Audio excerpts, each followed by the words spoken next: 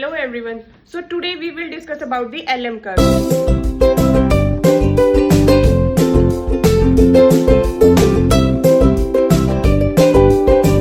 जो हमारा प्रीवियस जो लेक्चर था हमने उसमें डिस्कस किया था कि जो IS कर्व होता है वो क्या होता है and today we will discuss about what is LM curve. LM curve क्या होता है? सो जब भी हम LM कर्व को डिफाइन करते हैं तो उसको डिफाइन करने के टाइम पे हमें सिर्फ दो चीजों का ध्यान रखना है कि जो रेट ऑफ इंटरेस्ट है उसका मनी के साथ क्या रिलेशन होता है। ठीक है, जैसे कि मैंने आपको पहले भी बताया था अपने प्रीवियस लेक्चर में कि जो LM कर्व होता है वो हमारा किसको शो करता है, वो मनी मार्केट को शो करता है, और जो IS कर्व था वो किसको शो करता था, गुड्स मार्केट को शो करता था। ठीक है, तो अगर आप ये जानते हो कि जो LM कर्व है वो किसको, मनी मार्केट को शो करता है, तो इसका मतलब ये होता है कि उसका जो रिलेशन है वो हमें मनी के साथ देखना है कि जो मनी फॉर डिमांड होती है उसके साथ जो रेट ऑफ इंटरेस्ट है उसका कैसा रिलेशन है। ठीक है, इफ आई आस्क यू कि what is the money for demand, इसका मतलब होता है कि जो पब्लिक ने अपने हैंड में जितना कैश होल्ड किया हुआ है। ठीक है, we are talking about the cash which is the hand of the public. ठीक है, जो पब्लिक अपने हैंड में जितना भी कैश उसने होल्ड किया हुआ है हम उसको क्या बोलते हैं, उसी को हम मनी फॉर डिमांड बोलते हैं। ठीक है, we are not talking about कि जितना कैश उन्होंने क्या किया हुआ है, डिपॉजिट किया हुआ है बैंक में। हम किसकी बात कर रहे हैं, हम उस कैश की बात कर रहे हैं जो अभी पब्लिक के पास है,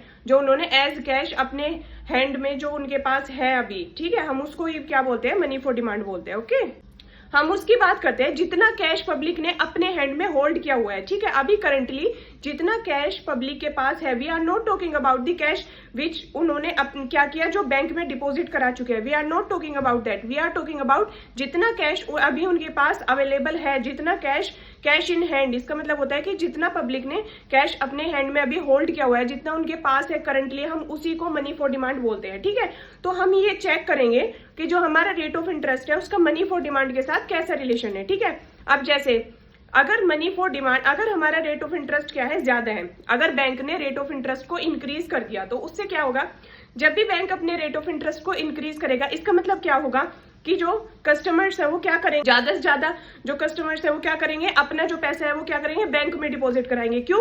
क्योंकि उनको क्या मिल रहा है, रेट ऑफ इंटरेस्ट ज्यादा मिल रहा है। सपोज करो कि बैंक ने 7% से 8% कर दिया रेट ऑफ इंटरेस्ट, उसके बाद 9% कर दिया, तो पब्लिक क्या करेगी, पब्लिक तो अपने ज्यादा से ज्यादा पैसा क्या करेगी, बैंक में डिपॉजिट कराएगी ना, क्योंकि उसको रेट ऑफ इंटरेस्ट ज्यादा मिल रहा है। तो इसी वजह से जो मनी फॉर डिमांड है वो कम हो जाएगी। क्यों? क्योंकि जो पब्लिक है उसके जो कैश इन हैंड है वो क्या हो गया, वो डिक्रीज हो गया। वाई?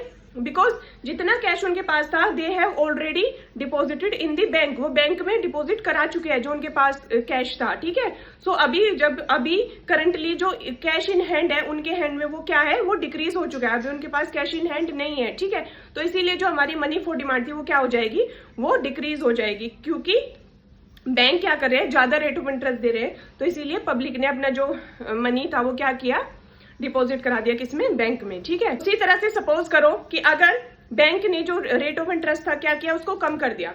अगर बैंक रेट ऑफ इंटरेस्ट को कम कर देगी तो पब्लिक क्या करेगी, जो कैश इन हैंड था वो क्या होगा, इंक्रीज हो जाए। वाई? बिकॉज जो बैंक था वो क्या कर रहा है, वो रेट ऑफ इंटरेस्ट कम दे रहा है। अगर रेट ऑफ इंटरेस्ट कम दे रहा है तो पब्लिक क्या सोचेगी, यही सोचोगे ना, आप खुद से रिलेट करो, आप खुद भी तो यही सोचोगे ना कि जब मुझे रेट ऑफ इंटरेस्ट बैंक में कम मिल रहा है तो मैं क्यों डिपॉजिट कराऊं बैंक में अपना पैसा, मैं तो अपने पैसे को क्या करूंगा, सेव कर लूंगा, अपने पास ही रखूंगा। ठीक है, तो इसी वजह से सेविंग इंक्रीज हो जाएगी, मनी फॉर डिमांड मतलब कैश इन हैंड जो था वो क्या हो जाएगा, हमारा इंक्रीज हो जाएगा। ठीक है, तो इसीलिए क्या होता है, रेट ऑफ इंटरेस्ट का मनी फॉर डिमांड के साथ क्या होता है, नेगेटिव रिलेशन होता है। ठीक है, अगर रेट ऑफ इंटरेस्ट इंक्रीज हो रहा है तो मनी फॉर डिमांड डिक्रीज होगा, और अगर रेट ऑफ इंटरेस्ट डिक्रीज हो रहा है तो मनी फॉर डिमांड क्या होगा, इंक्रीज होगा। अब आई होप आपको कंफ्यूजन क्लियर हो गया होगा कि जो LM कर्व होता है वो रेट ऑफ इंटरेस्ट के साथ मनी फॉर डिमांड का कैसा रिलेशन बताता है। Thank you so much.